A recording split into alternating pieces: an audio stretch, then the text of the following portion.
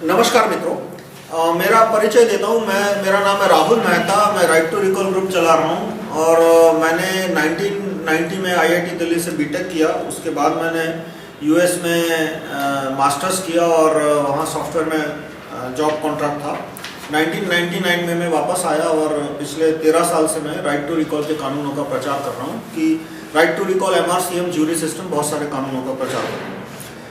आज का वीडियो है गो हत्या के बारे में। एक छोटा वीडियो 10 मिनट का इसी चैनल पर आपको मिलेगा, राइट टू रिकॉल ग्रुप पे। वो 10-12 मिनट का वीडियो गो हत्या के बारे में कि कैसे कौन से कानूनों के द्वारा गो हत्या कम हो सकती है। इस वीडियो में मैं उसी बात को विस्तार पूर्वक बताऊंगा। भारत में उत्तर पूर्व के राज्यों में गो हत्या कानूनी है, वहाँ अलाउड है, और उसके सिवा पर वहाँ बहुत बड़े पैमाने पे होती नहीं है। वहाँ गो हत्या लीगल है पर बड़े पैमाने पे नहीं होती है। भारत में बड़े पैमाने पे गो हत्या होती है, पश्चिम बंगाल में उससे भी बड़े पैमाने पे होती है। बांग्लादेश में किस सेंस में कि भारत से बहुत सारी गाय बांग्लादेश में पश्चिम बंगाल के थ्रू बांग्लादेश में स्मगलिंग इन की जाती है, स्मगलिंग आउट की जाती है। यानी भारत की ऐसा कहा जाता है कि जितनी गाय हैं जो कटती है, भारत की गाय जो कटती है उसमें से कुछ 50% से ज़्यादा गाय बांग्लादेश में कटती है। और जो पूरे देश से पश्चिम बंगाल जाती है और वहाँ से बांग्लादेश जाती है, उसमें कांस्टेबल से लेके सीएम तक सबको बड़े पैमाने पे करोड़ों की आमदनी होती है। इसलिए ये स्मगलिंग आउट बेरोक टोक चालू है। अब गुजरात में पूरे भारत में 2 राज्यों में गौ हत्या लीगल है, पश्चिम बंगाल और केरल। उसके सिवा सारे राज्यों में गो हत्या पे बैन है। और हर एक जगह पे, जैसे हरियाणा में 5 साल की सजा है, गुजरात में 5 साल की सजा है, यूपी में 5 साल की सजा है, कहीं भी गो हत्या लीगल नहीं है। तो ये जो चीखते चिल्लाते हैं कि गो हत्या के खिलाफ कानून होना चाहिए, भाई कानून तो ऑलरेडी है। एक ही चेक पे कितनी 10 बार साइन करनी है, 15 बार साइन करनी है। अब सवाल आता है कि गो हत्या के कानून को कैसे सुधारा जाए और जो कानून है उसको कैसे इम्प्लीमेंट किया जाए। तो उसमें मेरा सजेशन है कि कौन से कानून को हम गैजेट में छपवा के गो हत्या कम करा सकते हैं। गैजेट क्या होता है? ये एक सरकारी डॉक्यूमेंट है। हर एक राज्य सरकार, भारत की जो भी 25-30 राज्य सरकारें हैं और केंद्र सरकार है, वो हर हफ्ते इस तरह का एक कागज निकालती है। उस कागज में क्या होता है कि कलेक्टर, सेक्रेटरी, पुलिस कमिश्नर सबके लिए आदेश होता है। इसमें ये लिखा होता है कि भाई कलेक्टर, तेरी 10 घंटे की ड्यूटी है, 12 घंटे की ड्यूटी है, तेरे को इतने काम करने हैं। कमिश्नर, तुझे इतने काम करने हैं। तो इसमें हम क्या छपवा सकते हैं कि जिससे गौ हत्या कम हो। और ये छपवाने का काम है वो कौन कर सकता है? वो सिर्फ प्रधानमंत्री और मुख्यमंत्री कर सकते हैं। और उनके लिए ये 2 घंटे का काम है, 2 दिन का काम है कि इसमें कोई चीज छपवानी हो। तो यदि मुख्यमंत्री को नहीं छापता या प्रधानमंत्री को नहीं छापना तो नहीं छापेंगे। तो उसके लिए आपको उनसे झगड़ना पड़ेगा या उनको समझाना पड़ेगा। वो आपकी और प्रधानमंत्री और आपकी और मुख्यमंत्री के बीच की बात आ गई। लेकिन यदि उसमें छप जाते हैं ये कानून, तो गौ हत्या अभी जितनी हो रही है उसके 90-95% कम हो जाएगी। तो पहला जो मेरा प्रपोजल है वो right to recall police commissioner. Right to recall police commissioner यानी कि डिस्ट्रिक्ट के लोग पुलिस को नौकरी से निकाल सके। क्या प्रोसीजर हमें छपवानी चाहिए गैजेट में right to recall police commissioner के लिए, उसका मैंने डिटेल मेरा ये रेफरेंस मटेरियल है उसके चैप्टर 21 में दिया है। ये मेरा मटेरियल जो है रेफरेंस, सारे प्रोसीजर कोड का लिस्ट, वो आपको इंटरनेट पे मिलेगा www.rahulmehta.com/301.htm rahulmehta.com/301.htm और उसका हिंदी अनुवाद है rahulmehta.com/301.h.htm, H फॉर हिंदी। तो right to recall police commissioner आने के बाद गौ हत्या कैसे कम होगी कि आज गाय कटती है तो यूं समझो कि कसाई को 10-20 हजार रुपया एक्स्ट्रा मिल जाता है। एक्स्ट्रा किस सेंस में कि एक भैंस को काटने से जितना चमड़ा और मीट मिलता है उसके पीछे खर्चा होता है। खर्चा यानी भैंस को घास खिलाना पड़ता है, थोड़ा बहुत गेहूं चावल दाल खिलानी पड़ती है। उसके बाद कहीं जाके भैंस का 100 किलो मीट और चमड़ा नसीब होता है। जबकि गाय में कसाई को ये कैसे फ्री में मिल जाता है। ये थोड़ी दुख की बात है, थोड़ी अश्लील भी लगे और मुझे कहना अच्छा नहीं लग रहा, पर हिंदू है वो गाय को दान में खाना देते हैं, इसलिए कसाई को गाय फ्री में मिल जाती है। न उसे घास खिलाना पड़ता है, ना उसे गेहूं चावल दाल कुछ खिलानी पड़ती है। तो एक भैंस को काटने से जितना मुनाफा मिलता है, उसमें से रेवेन्यू मिलती है, उसमें से ये घास का और ये सारा खर्चा निकालना पड़ता है। जबकि गाय को काटने से जितना मांस और चमड़े से जितनी आमदनी होती है, उसमें खर्चा कुछ सब्ट्रैक्ट नहीं करना पड़ता, क्योंकि वो पैसा, वो घास और चारा है वो दान के स्वरूप में फ्री में मिल गया। तो इसलिए मैं ये नहीं कहता कि दान नहीं देना चाहिए, देखो दान देना ही चाहिए, ये हमारी हजारों वर्ष जो पुरानी परंपरा है और अच्छी परंपरा है। लेकिन साथ में जो लोग दान दे रहे हैं, गाय को गौशालाओं में दान दे रहे हैं, या तो गाय को घराई गाय को खाना दे रहे हैं, उन्हें साथ साथ ये भी देखना चाहिए कि वो right to recall police commissioner, right to recall जज जैसे कानून लाए। वरना कसाई को जो 10-20 हजार फ्री में मिल गए गाय काटने पे, उसका चमड़ा बेचने पे, उसमें से वो 2-5 हजार दे देगा पुलिस को और जज को, और वो 2-5 हजार देगा तो यूं समझो कि एक जिले में यदि रोज की 100 गाय कट रही है, तो पुलिस के लिए, तो पुलिस कमिश्नर के लिए तो वो 100 × 1000 यानी 1,10 लाख की रेवेन्यू हो गई। जज के लिए तो वो 1,10 लाख की रेवेन्यू हो गई पर डे। और वो रेवेन्यू जब तक उसके मन में भय नहीं होगा कि भाई गाय कटेगी तो मेरी नौकरी जाएगी, तब तक वो अपनी रेवेन्यू बंद नहीं करेगा। राइट टू रिकॉल आने से तुरंत गौ हत्या कैसे कम हो जाएगी कि आपको शायद और मुझे शायद पता नहीं होगा कि हमारे जिले में गाय कहाँ कट रही है, लेकिन पुलिस कमिश्नर और जज को पता है। उसको पता है कि कौन सी गाय, कितनी गाय कहाँ कटती है। क्यों? क्योंकि उसको वहां से हफ्ते लेने होते हैं। हफ्ते के बिना कहीं गाय नहीं कटती। इंडिया में जहां जहां गौ हत्या इलीगल है, वहां पे पुलिस कमिश्नर को बराबर हफ्ते मिलते हैं, और उसी की पनाह पे, उसी की शिनाख्त पे बड़े पैमाने पे गाय कट रही है। तो जब right to recall police commissioner और राइट टू रिकॉल जज आएगा, तो अपने आप कसाई को जेल की सजा होने लगेगी, उनकी अरेस्ट होने लगेगा, और वो गोहत्या कम कर देंगे। गाय के बजाय वो बैल या ऐसी, बैल नहीं, भैंस या ऐसे प्राणियों पे फोकस करेंगे जिसमें उनका रिस्क फैक्टर कम हो। दूसरा, गौ हत्या के केस में ज्यूरी ट्रायल होना चाहिए। जज ट्रायल में क्या प्रॉब्लम होता है कि जज साहब को यदि पैसे दो तो वो 5-10 साल केस खींच देंगे, साक्षी थक जाएंगे, विटनेस थक जाएंगे, और पुलिस भी थक जाएगी। यदि मान लो कोई पुलिस ऑफिसर ईमानदार है, तो जज क्या करेगा कि केस को 2-3 साल तक खींच देगा। उसमें उस दौरान उस पुलिस इंस्पेक्टर की ट्रांसफर हो गई, दूसरा पुलिस इंस्पेक्टर आएगा। यदि वो बेईमान है तो फटाफट जजमेंट दे देगा कि भाई पुलिस ने सबूत नहीं दिए, इसलिए मैं इसको छोड़ रहा हूँ। ज्यूरी सिस्टम पे मेरा पूरा 1 घंटे का वीडियो क्लिप है, वो इसी चैनल पे आपको मिल जाएगा, राइट टू रिकॉल ग्रुप के चैनल पे। उसमें मैंने एक्सप्लेन किया कि ज्यूरी सिस्टम में कैसे भ्रष्टाचार कम होता है। कि एक केस 12 लोगों को दिया जाता है, और एक आदमी के खिलाफ 100 केस है, तो 1200 अलग अलग लोगों को केस दिया जाता है। जज सिस्टम में क्या होता है कि वो 100 केस 3 या 5 जज को दिया जाता है। तो वो जो कैरियर क्रिमिनल है, वो 3-5 जज के रिश्तेदारों को, रिश्तेदार वकील जो है कोर्ट में घूमते ही रहते हैं। आप किसी भी कोर्ट में जाओ तो हर एक जज के 2-5 रिश्तेदार वकील आपको मिल जाएंगे, या उनके पुराने दोस्त। उसको वो अपने पैनल पे रख लेगा, और उसके जरिए वो फेवरेबल जजमेंट ले लेगा। जबकि ज्यूरी सिस्टम में जब 1200 ज्यूरर को रिश्वत देने की बात आएगी, तो वो थक जाएगा, फंस जाएगा। 2 केस में भी, 100 में से यदि 2 केस में भी उसको 2-2, 5-5 साल की जेल हो गई, तो वो दूसरे दिन गोहत्या का धंधा बंद कर देगा। दूसरा मैंने प्रपोजल है कि इस गैजेट में मैं छपवाना चाहिए कि जो आदमी गोहत्या के केस में फंसा है और जिसके पास सबूत बरामद हुआ है, सबूत बरामद यानी उसके ट्रक में से गैर कानूनी गाय मिली, या तो उसके कसाई खाने से बड़े पैमाने पे गाय का मीट मिला, उसके ऊपर नार्को टेस्ट इन पब्लिक, यानी कि पब्लिक में उसका नार्को टेस्ट होना चाहिए, ताकि ये प्रूव किया जा सकता है या तो डिसप्रूव किया जा सकता है। हो सकता है वो इनोसेंट भी हो। ये मान लेना जरूरी नहीं है कि हर एक जिस आदमी को इल्जाम लगा है वो गिल्टी हो, उसको सजा होनी चाहिए, लेकिन नार्को टेस्ट होगा पब्लिक में, तो कम से कम उससे सबूत नहीं, नार्को टेस्ट अपने आप में सबूत नहीं होता, लेकिन एक पक्की इंफॉर्मेशन देता है वो, कि जिसको बाद में वेरीफाई किया जा सकता है। जैसे कि आपको कोई ट्रक वाला मिल गया जिसके ट्रक में बहुत सारी गायें थी, तो उसके नार्को टेस्ट से बहुत सारे नाम मिल सकते हैं कि वो किन किन पुलिस वालों को रिश्वत देता है, किन किन जज साहबों को रिश्वत देता है, कौन से कसाईयों को उसने पिछले 1-2 साल में गाय पहुंचाई है। उन कसाई के खाने पे छापा मार के पता लगा सकते हो कि वो वहां पे गाय कटती थी या नहीं। तो इस तरह से नार्को टेस्ट से लीडिंग इंफॉर्मेशन जो बोलते हैं, ऐसी इंफॉर्मेशन बहुत मिलेगी। तो एक मेरा जो कानून है, मैंने जो प्रपोज किया है वो कि जो आदमी गोहत्या के केस में पकड़ा जाता है उसका पब्लिक में नार्को टेस्ट होना चाहिए।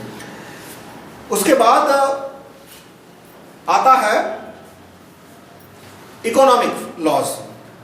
देश में कुछ इकोनॉमिक कानून ऐसे हैं, इकोनॉमिक सिस्टम इस तरह की है कि जिसकी वजह से गोहत्या को प्रोत्साहन मिल रहा है।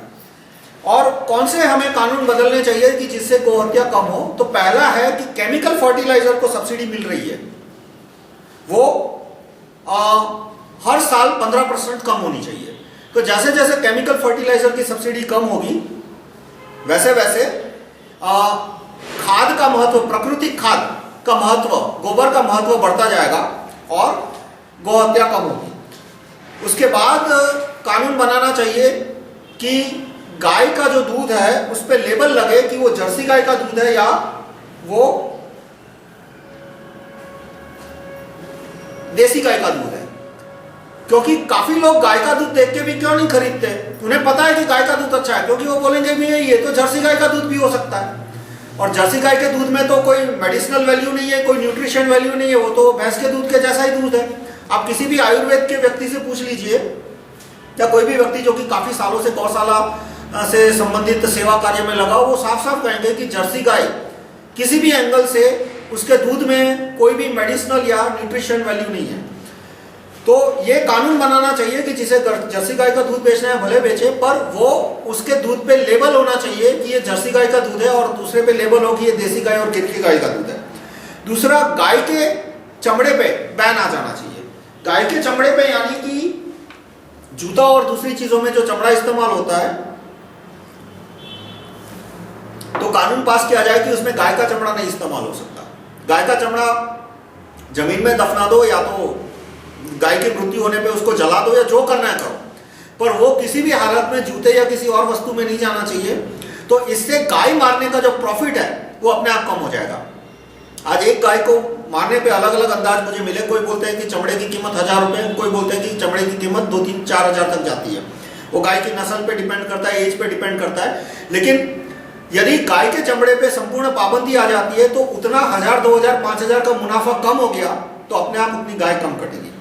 अब ये सारे कानून में मैं फिर से दोहराऊंगा, जितने भी मैंने कानून बताए इसमें right to recall police commissioner बहुत जरूरी है। क्योंकि यदि मैं आपको एक एग्जांपल दूं कि कितना महत्वपूर्ण है ये कानून, कि केरल में गाय तो कटती है लेकिन कम से कम कानून यह है कि आदमी अपनी गाय काट सकता है, किसी और की गाय नहीं काट सकता, या तो रोड पे घूमती हुई गाय को नहीं काट सकता। तो केरल में 2 कसाई और एक मौलवी वो मंदिर में गए और मंदिर के कैंपस में, मंदिर के प्रॉपर्टी वॉल के अंदर जो मंदिर का कैंपस था वहां उन्होंने गाय को काटा। और गाय काटने के साथ साथ जो मंत्रोच्चार, उनके जो सूत्रोच्चार, मंत्र नहीं बोलना चाहिए, सूत्रोच्चार था, वो सूत्र भी उन्होंने किए जैसे धार्मिक विधि से गाय कट रही हो।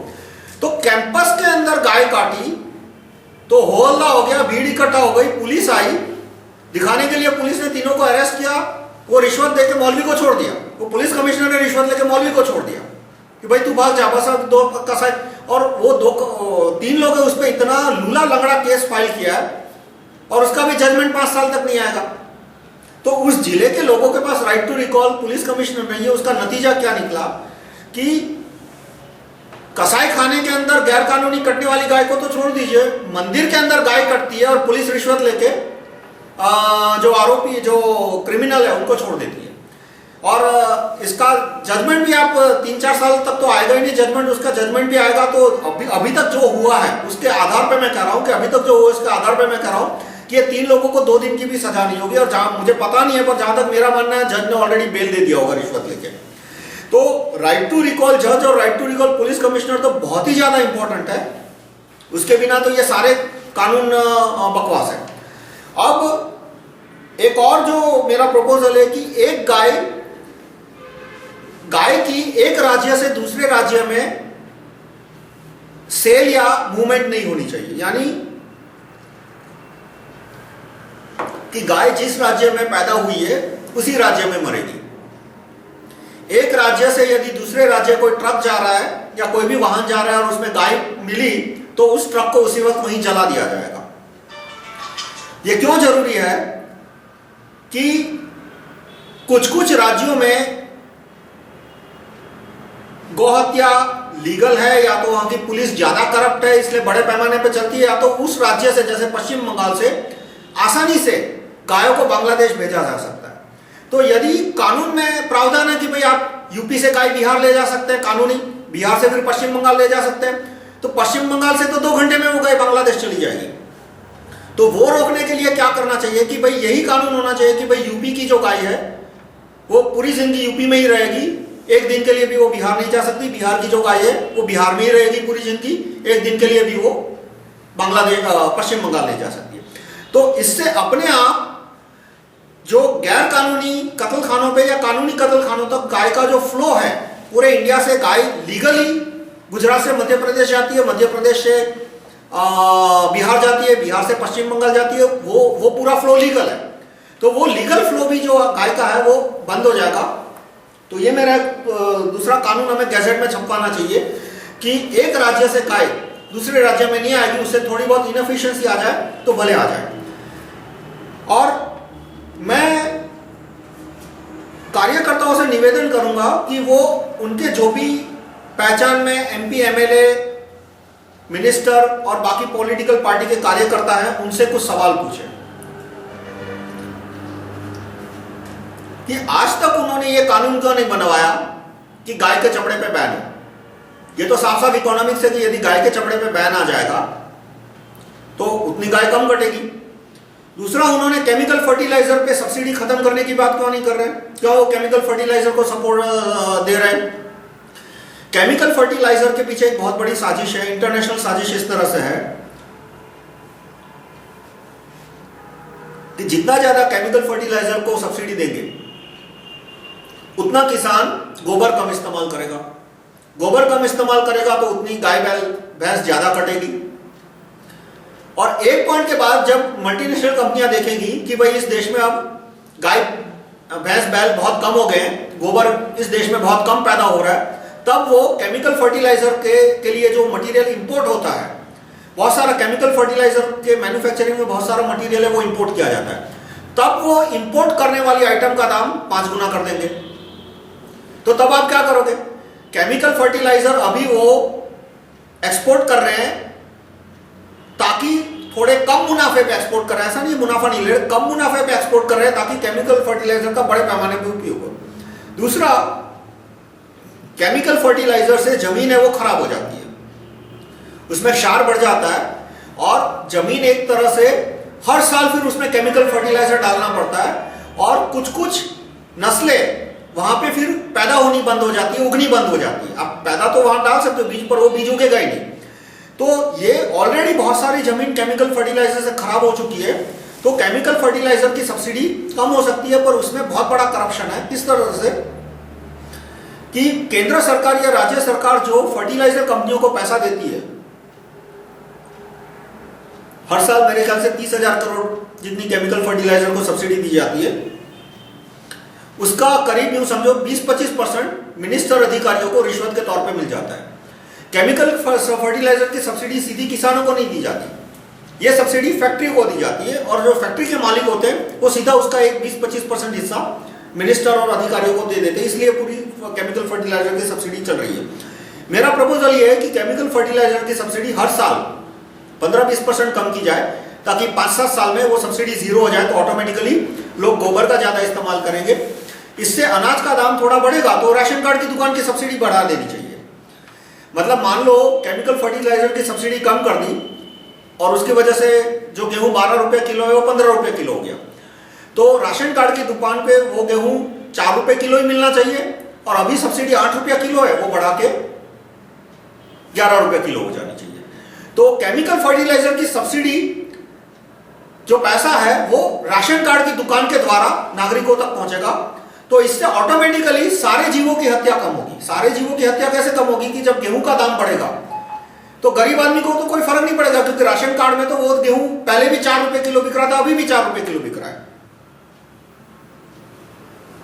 लेकिन जब मार्केट में वो गेहूं 15 रुपए किलो हो जाएगा तो जो मीट के लिए जो गेहूं खरीद रहा है, भैंस को खिलाने के लिए या चिकन को खिलाने के लिए, मुर्गे को खिलाने के लिए या तो गाय को खिलाने के लिए, वो गेहूं महंगा हो जाएगा तो उसे मीट के दाम बढ़ जाएंगे। मतलब ये जितनी इनडायरेक्ट सब्सिडी है पानी पे, केमिकल फर्टिलाइजर पे, वो सारी इनडायरेक्ट सब्सिडी हर साल 10% 20% कम कर देनी चाहिए। और डायरेक्ट सब्सिडी, राशन कार्ड की दुकान पे जो सब्सिडी आती है वो बढ़ा देनी चाहिए, तो उससे गरीब आदमी पे कोई असर नहीं पड़ेगा। और मीट है वो अनाज के अनुपात से महंगा हो जाएगा, तो ऑटोमेटिकली इतने जानवर कम कटेंगे। तो मैं फिर से पूरा समराइज करता हूं कि और कुछ और पॉइंट भी है सब्सिडी से रिलेटेड, कि ट्रैक्टर को सब्सिडी दी जा रही है बड़े पैमाने पर। ट्रैक्टर को सब्सिडी देने का भी यही रीजन है कि जो ट्रैक्टर बनाने वाली कंपनियां हैं वो मिनिस्टर और सेक्रेटरी लोगों को बहुत घूस देती है, बड़े पैमाने पे घूस देती है उनको, इसलिए वो लोग, इसलिए मिनिस्टर वो ट्रैक्टर बनाने वाली कंपनियों को सब्सिडी देते हैं। ये सब्सिडी हर साल 15% कम होनी चाहिए। किसान को ट्रैक्टर खरीदना है तो भले खरीदे, उसकी मर्जी, लेकिन वो बिना सब्सिडी के खरीदे। तो जैसे ही ट्रैक्टर पे सब्सिडी कम होगी तो अपने आप बैल की कीमत बढ़ जाएगी, तो उतने बैल कम कटेंगे। और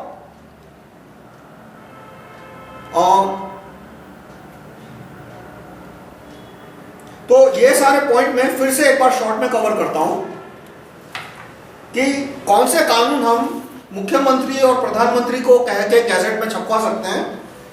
मैं नागरिकों से निवेदन करूंगा, रिक्वेस्ट करूंगा कि वो मुख्यमंत्री और प्रधानमंत्री को कहे कि इतनी चीजें गैजेट में छापे, और वो चीज गैजेट में आने से गोहत्या कम होगी। कौन कौन सी चीजें?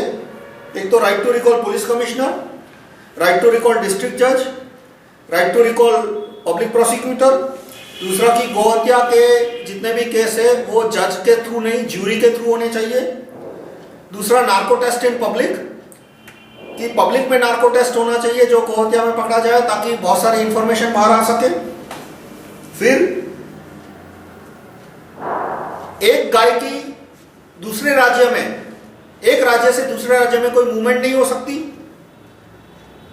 तो ऑटोमेटिकली उससे जिन राज्यों में गाय को दान देने की प्रथा है, गौशाला को दान देने की प्रथा है, या तो गाय को खाना दान में देने की प्रथा है, वहां से गाय दूसरे राज्य में नहीं जा पाएगी, तो दूसरे राज्य में उतनी गाय कम कटेगी।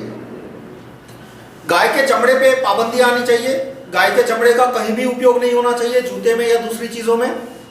और केमिकल फर्टिलाइजर, केमिकल फर्टिलाइजर की पे हर साल 15% सब्सिडी कम होनी चाहिए, और ट्रैक्टर पे हर साल 15% सब्सिडी कम होनी चाहिए।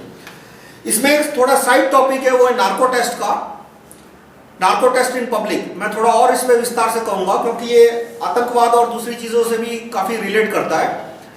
हमारे कॉन्स्टिट्यूशन में कहीं नहीं लिखा कि नार्को टेस्ट नहीं होना चाहिए। ये एक रिश्वतखोर जज की पैदाश है कि उसने नार्को टेस्ट पे बैन लगा दिया। क्यों उसने बैन लगाया वो भी मैं बताऊंगा। पार्लियामेंट ने भी नार्को टेस्ट के खिलाफ कोई कानून नहीं बनाया। पूरी दुनिया में नार्को टेस्ट यूज हो रहा है, अमेरिका में भी हो रहा है, स्विट्जरलैंड जैसे देश जहां पे ह्यूमन राइट का सबसे अच्छा रिकॉर्ड माना जाता है, वो भी नार्को टेस्ट का बराबर इस्तेमाल करते हैं। सुप्रीम कोर्ट के जज ने फैसला दिया कुछ 3-4 साल पहले की बात है कि आदमी का नार्को, की पुलिस आदमी का नार्को टेस्ट तभी कर पाएगी यदि वो आदमी परमिशन देता है। अब कौन सा क्रिमिनल है जो परमिशन देगा? ये कि मतलब या तो जज 100% करप्ट है या तो 100% बेवकूफ है। मैं नहीं मानता ये बेवकूफ है, पर कौन क्रिमिनल है जो बोलेगा कि हाँ मेरी नार्को टेस्ट लो? तो उसने नार्को टेस्ट पे बैन लगा दिया, और वो बैन निकालने के 2 तरीके हैं। एक तो सुप्रीम कोर्ट का जज है, वो सुप्रीम कोर्ट के जज के डिसीजन को कैंसिल कर सकता है। सुप्रीम कोर्ट का जज है वो कोई लकीर की फकीर नहीं होता, वो फाइनल नहीं होता। 3 जज ने मिलकर ये जजमेंट दिया था कि नार्को टेस्ट नहीं होगा, तो 5 जज का बेंच, सुप्रीम कोर्ट के चीफ जज 5 जज का बेंच बना के ये नार्को टेस्ट पे बैन हटा सकते हैं। और दूसरा रास्ता है पार्लियामेंट हटा सकती है। पार्लियामेंट कानून बना सकती है कि जज के जजमेंट की ऐसी की तैसी नार्को टेस्ट यदि जरूरत दिखी तो नार्को टेस्ट लिया जाएगा। और नार्को टेस्ट पे बैन इसलिए लगाया गया क्योंकि कुछ पुलिस अफसर के नार्को टेस्ट लेने की बात आई थी। तो पुलिस अफसरों ने बोला कि ले लो हमारा नार्को टेस्ट, हम तो फंसेंगे लेकिन हम नार्को टेस्ट लिया जाएगा तो हम बोल देंगे कि हमने कितने कितने जजों को पैसा दिया था और कितने कितने जजों को और फैसिलिटी पहुंचाई थी। तो जज है वो सब घबरा गए और उन्होंने नार्को टेस्ट पे बैन लगा दिया कि भाई किसी का नार्को टेस्ट नहीं हुआ। और ये तो हमारा नसीब अच्छा था कि ये नार्को टेस्ट पे बैन, कसब का नार्को टेस्ट लिया गया उसके 4 महीने बाद लगा। वरना ये जजमेंट के आधार पे कसब का भी नार्को टेस्ट नहीं होता। जिस आदमी ने दिन दहाड़े 100-200 लोगों को फायरिंग में मार डाला है, उसका भी नार्को टेस्ट उसकी मर्जी के खिलाफ नहीं हो सकता, ऐसा सुप्रीम कोर्ट के जज ने जजमेंट दिया है। तो नार्को टेस्ट पे बैन तो हटाना ही चाहिए। 2-3 बहुत अहम मसले हैं जो नार्को टेस्ट के बिना नहीं हो सकते। एक तो ब्लैक मनी को वापस लाना, कि भाई आदमी बोलने थोड़े वाला है कि मेरा 100 करोड़ स्विस बैंक में है, वो तो जब उसका नार्को टेस्ट लोगे तभी वो उगलेगा कि उसके 100 करोड़ स्विस बैंक में या मॉरिशस बैंक में, और उस बैंक का खाते का नंबर क्या है, या तो उसने कहीं डायरी छिपा के रखी होगी, या तो उसका लैपटॉप का पासवर्ड, जैसे कि हसन अली है, उसके लैपटॉप का पासवर्ड नहीं मिला, अभी उसका नार्को टेस्ट लिया होता पब्लिक में तो उसके लैपटॉप का पासवर्ड मिल जाता। लैपटॉप का पासवर्ड मिल जाता तो सारे मिनिस्टरों के, अधिकारियों के, जजों के नाम बाहर आ जाते कि किस किस का पैसा वो संभालता था। तो यहाँ पे इसलिए ये कानून मैं आप नागरिकों से निवेदन करूंगा कि जो नागरिक मानते हैं कि सुप्रीम कोर्ट के जज ईमानदार है, वो सुप्रीम कोर्ट को जज को पीआईएल करे। अब तो एसएमएस से भी तुम पीआईएल फाइल कर सकते हो, उस पर कोई पाबंदी नहीं है। आप सुप्रीम कोर्ट के जज को एसएमएस भेज सकते हो कि kindly remove the ban on narco test, और वो सुप्रीम कोर्ट का जज उसे एसएमएस को एक पीआईएल की तरह एंटरटेन कर सकते हैं। आप पोस्ट कार्ड लिख सकते हो, पोस्ट कार्ड लिख सकते हो, रजिस्टर्ड एडी से कागज लिख सकते हो, या एफिडेविट भेज सकते हो। तो आप सुप्रीम कोर्ट के जज को बोल सकते हो कि kindly remove the ban on narco test, या आप एमपी को बोलो कि भाई आप पार्लियामेंट में कानून लाओ कि नार्को टेस्ट है वो लीगल होगा और वो ह्यूमन राइट्स के खिलाफ नहीं माना जाएगा। तो देश की बहुत सारी गंभीर समस्याएं जो नार्को टेस्ट के बिना हल लाना मुश्किल है, जैसे बांग्लादेशी एक आदमी पकड़ा गया, आप साबित कैसे करोगे कि वो बंगाल का रहने वाला जेन्युइन इंडियन है या बांग्लादेशी है? नार्को टेस्ट लो तो आधे घंटे में प्रूव हो जाएगा कि वो आदमी बांग्लादेशी है या इंडियन है। और यदि नार्को टेस्ट नहीं लोगे तो आप महीने भर धक्के खाते रहोगे, सबूत इकट्ठे करते रहोगे और पता नहीं लगेगा कि ये आदमी कौन है।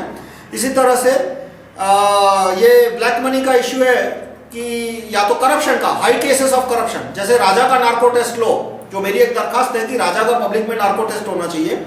यदि राजा का नार्को टेस्ट लिया जाए तो हमें सारे नाम मिल जाएंगे कि मनमोहन सिंह ने कितना पैसा खाया, सोनिया गांधी ने कितना पैसा खाया, चिदम्बरम ने कितना पैसा खाया, वो सबको उकेल देगा।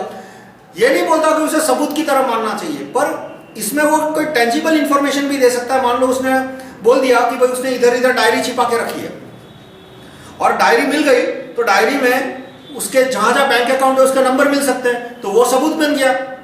उसके बाद बैंक को लेटर लिख सकते हैं कि भाई इतने इतने बैंक अकाउंट के इन्फॉर्मेशन के बारे में इन्फॉर्मेशन दो, और यदि इन्फॉर्मेशन आ जाती है तो वो इन्फॉर्मेशन तो एक पक्का ठोस सबूत बन गया।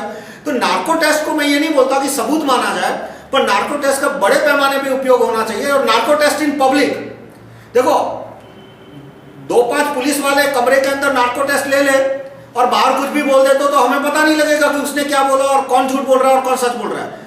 और वो इंफॉर्मेशन यदि सीधी लाइव टेलीकास्ट हो रही है तो उसमें धांधली होने की शक्यता कम हो जाती है, तो हमें पता चलेगा कि भाई किस किसने धांधली की और कितनी कितनी धांधली की।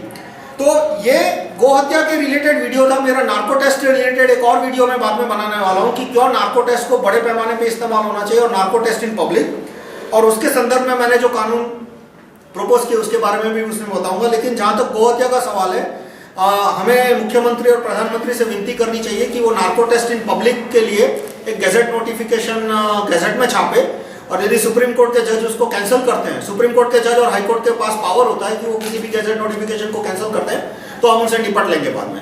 और फिलहाल नार्को टेस्ट इन पब्लिक का कानून हमें गैजेट में छपवा देना चाहिए। तो ये मेरा वीडियो था कि किस तरह से गोहत्या कम हो सकती है।